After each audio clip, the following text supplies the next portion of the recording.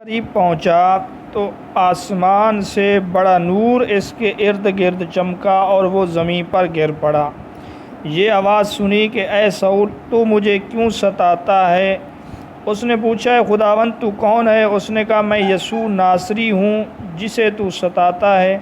مگر اٹھ شہر میں جا، اور جو تجھے کرنا چاہیے وہ تجھ سے کہا جائے گا۔ یہ وہ واقعہ ہوا جس کی وجہ سے یہ سینٹ پال، پہلے جس کا نام سول تھا، اس نے اپنا وہ یہودیوں والا نام بھی تبدیل کر کے اپنا نام پولس رکھا، اور اب یہ یہودیت کو چھوڑ کر عیسائی مذہب میں داخل ہوا۔ صرف یہی نہیں بلکہ یہ عیسائیوں کا بہت بڑا مبلغ اور موجودہ عیسائیت کا بانی ٹھہرا، اور اس نے عیسائی مذہب کو پھیلانے کے لیے ایشیائے کوچک، یونان، شام اور فلسطین کے طویل سفر بھی کیے۔ اس پولس کو اس وجہ سے عیسائیت کا بانی بھی کہا جاتا ہے، اور اس کو غیر یہودیوں کا حواری بھی کہا جاتا ہے۔ اب رہا یہ سوال جو آپ کے ذہن میں ہے کہ یہ موجودہ عیسائیت کا بانی کس طرح ہے، یہ تو بہت پرانا گزر چکا ہے، یا جدید عیسائیت کا بانی کس طرح ہے؟ تو موجودہ عیسائیت یا جدید عیسائیت کا تعلق ہمارے زمانے کے ساتھ نہیں ہے، بلکہ اس کا مقصد یہ ہے کہ موجودہ جو عیسائیت کے اندر عقائد ہیں یا موجودہ عیسائیت کی جو تعلیمات ہیں وہ حضرت عیسیٰ علیہ السلام کی نہیں ہیں، وہ حضرت عیسیٰ علیہ السلام نے نہیں بتلائے، بلکہ یہ پولس کے اپنے بتائے ہوئے ہیں۔ اس وجہ سے اس کو جدید عیسائیت کا بانی، اس جدید کا تعلق حضرت عیسیٰ علیہ السلام کے زمانے کے ساتھ ہے، نہ کہ مارٹن لوتھر والے زمانے کے ساتھ ہے۔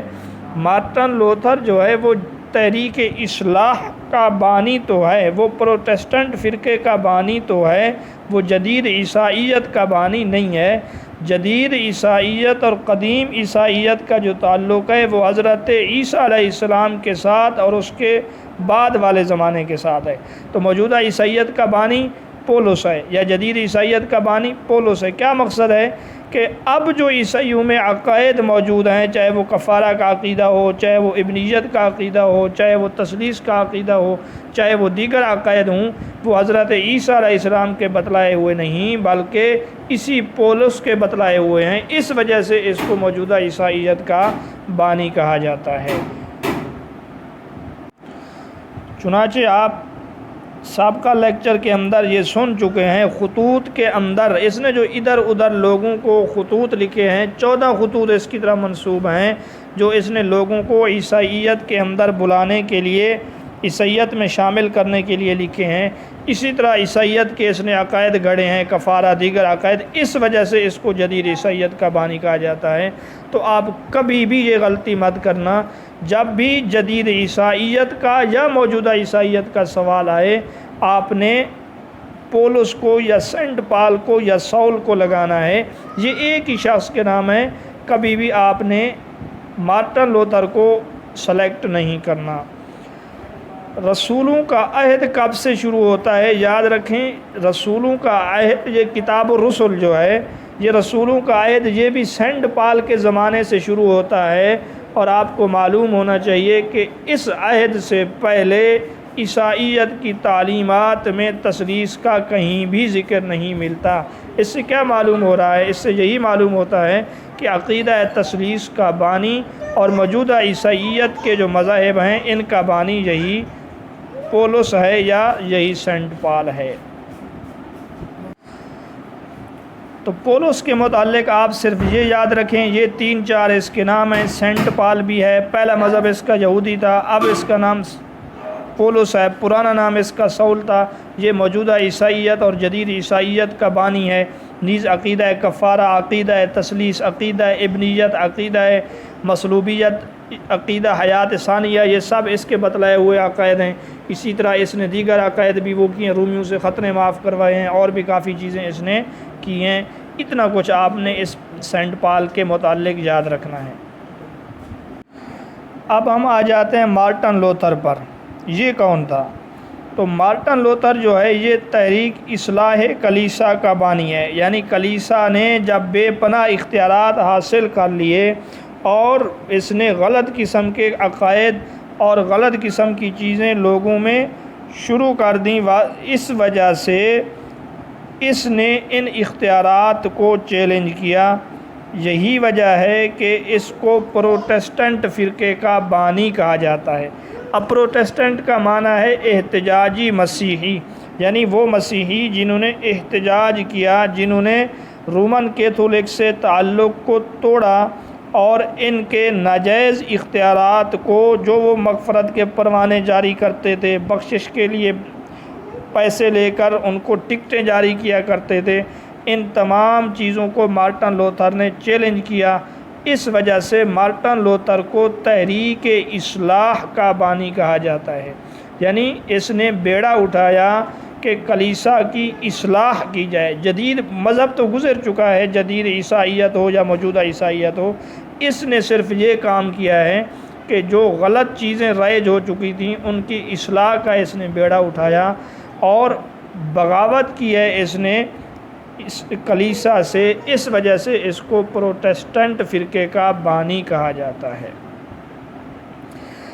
تحریک پروٹسٹنٹ کے قیام کی بنیادی وجہ کہ کلیسا کی جانب سے یہ کام شروع کیا گیا کہ کچھ لوگوں نے یہ نظریہ بنا دیا، حضرت عیسیٰ علیہ السلام نے کلیسا روم کو، یعنی روم کے کلیسا کو یہ اختیار دیا ہے کہ وہ لوگوں میں گناہوں سے نجات اور مغفرت کے پروانے جاری کر سکتے ہیں۔ چنانچہ زنا بھی پیسے دے کے معاف کروا سکتے تھے، قتل بھی پیسے دے کے معاف کروا سکتے تھے، 12 پیسوں میں اپنے والد کو جو فوت ہو گیا ہوتا تھا اس کو بھی معاف کروا سکتے تھے۔ انہوں نے ہر ایک چیز کے ریٹ مقرر کر رکھے تھے۔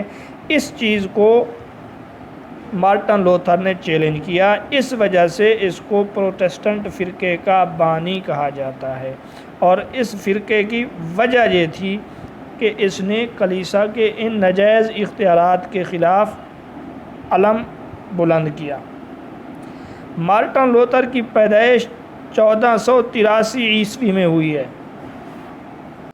مارٹن کا تعلق جرمنی کے ایک قصبے اسلیبین سے تھا۔ بہرحال آپ اس میں اتنا یاد رکھیں کہ مارٹن لوتھر کا تعلق جرمن سے تھا، اور اس نے 1508 عیسوی میں وٹنبرگ یونیورسٹی میں بطور دینیات کے پروفیسر کے کام کیا ہے، اور اس وقت وہ وہاں پر پادری کے فرائض بھی سر انجام دے رہا تھا۔ اور 1512 میں اسی یونیورسٹی سے اس نے الہیات میں ڈاکٹریٹ کی سند بھی حاصل کی۔ مارٹن لوتھر بذات خود ایک مذہبی انسان تھا۔ اسی مذہبی جذبہ کے تحت اس نے 1510 عیسوی میں روم کا سفر بھی کیا تاکہ وہاں روم میں پوپ سے روحانی فیض حاصل کرے۔ لیکن جب یہ وہاں روم گیا اور رومی اہل کلیسا کی زر پرستی اور دنیا داری کو دیکھا، اور یہ دیکھا کہ وہاں پیسوں کی خاطر بخشش نامے، معافی نامے بیچے جا رہے ہیں، تو یہ وہاں سے مایوس ہو کر لوٹا۔ اور مارٹن نے 1517 کو 31 اکتوبر 1517 کو وٹنبرگ کے گرجا کے دروازے پر اپنے 95 نکات پر مشتمل مضمون چسپاں کر دیا اور اہل کلیسا کو چیلنج کیا۔ یعنی یہاں آپ اس چیز کو یاد رکھیں کہ اس نے کس گرجا کے دروازے پر، وٹنبرگ کے گرجا کے دروازے پر اپنا موقف جو پیش کیا وہ 95 نکات پر مشتمل تھا، اور مزید اس کے نقل اس نے تیار کر کے مضمون شائع کروا کے مختلف علاقوں میں تقسیم کروا دیے۔ اب مارٹن لوتھر کے جو نظریات تھے وہ یہ کہتا تھا کہ گناہ، توبہ اور ندامت اور اللہ تعالیٰ کی رحمت سے تو معاف ہو سکتے ہیں، کلیسا کی طرف سے دیے گئے معافی ناموں کی کوئی حیثیت نہیں ہے۔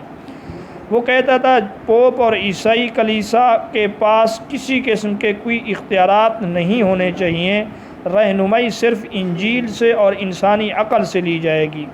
مقام سزا کا کوئی وجود نہیں، کیونکہ اہل کلیسا جس کو سزا دینا چاہتے اس کو سزا دے سکتے تھے۔ اس قسم کے تصورات کلیسا کے اپنے گھڑے ہوئے ہیں۔ وہ یہ بھی کہتا تھا اہل کلیسا کا کنوارا رہنا ضروری نہیں، انہیں بھی ازدواجی زندگی گزارنی چاہیے۔ اس کا نظریہ یہ بھی تھا کہ کوئی دینی شخص اگر فرائض کی ادائیگی میں کوتاہی کرے تو اسے معزول کیا جا سکتا ہے۔ کلیسا کے لوگوں کی طرف رجوع کیے بغیر ہر مسیحی کو انجیل سمجھنے کا حق حاصل ہے، یعنی کلیسا کے لوگوں کو انجیل کا ٹھیکیدار بننے کی اجازت نہیں ہے۔ اور وہ یہ بھی کہتا تھا کہ عشاء ربانی سے اس رسم کو تازہ تو کر سکتے ہیں، لیکن اس قربانی کو ہم دہرا نہیں سکتے۔ یعنی یہ حضرت عیسیٰ علیہ السلام کی فداکاری کا نشان ہے، لیکن اس کی روٹی اور شراب کو وہ کہتے تھے نا کہ ہم عشاء ربانی پہ روٹی کھائیں گے اور شراب پئیں گے تو روٹی سے فوراً یہ حضرت عیسیٰ علیہ السلام کا جسم اور شراب سے حضرت عیسیٰ کا خون بن جاتا ہے۔ مارٹن لوتھر کہتا تھا یہ مضحکہ خیز بات ہے، اس کی کوئی حقیقت اور اصلیت نہیں ہے۔ بہرحال یہ آپ نے مارٹن لوتھر کے بارے میں یاد رکھیں کہ مارٹن لوتھر تحریک اصلاح کا بانی تھا، مارٹن لوتھر تحریک پروٹسٹنٹ کا بانی تھا۔ مارٹن لوتھر نے اہل کلیسا کے اختیارات کو چیلنج کیا۔ مارٹن لوتھر نے 1517 میں 95 نکات پر مشتمل اپنے نظریات اس نے پیش کیے ہیں، لیکن مارٹن لوتھر کو آپ نے جدید عیسائیت کا یا موجودہ عیسائیت کا بانی نہیں کہنا، اس کا بانی سینٹ پال یا پولس ہے، کیونکہ جدید اور موجودہ عیسائیت کا تعلق میرے اور آپ کے زمانے کے ساتھ نہیں ہے، 14ویں 15ویں صدی کے ساتھ نہیں ہے، بلکہ اس کا تعلق اس سے ہے کہ پولس نے اور سینٹ پال نے جو مذاہب، جو عقائد، جو نظریات دیے وہ حضرت عیسیٰ علیہ السلام کے نظریات نہیں ہیں، اس لحاظ سے یہ جدید مذہب ہے۔